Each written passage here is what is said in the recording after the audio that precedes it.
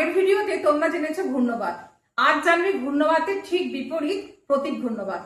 চলো, প্রতীক ঘূর্ণবাতে কি হয়, হঠাৎ করে কোনো জায়গাতে যদি হঠাৎ করে উচ্চচাপ সৃষ্টি হয়, অর্থাৎ ঠান্ডা হয়ে যায়। পার্বত্য অঞ্চল সাধারণত এটা হয়ে থাকে, নাতিশীতোষ্ণ মণ্ডলে এবং পার্বত্য অঞ্চলে ঠান্ডা থাকে, অর্থাৎ সেখানে উচ্চচাপ সৃষ্টি হয় এবং বাতাসটা কি হচ্ছে, ঠান্ডা বাতাস। আর তার বাইরে থাকে নিম্নচাপ বা গরম বাতাস।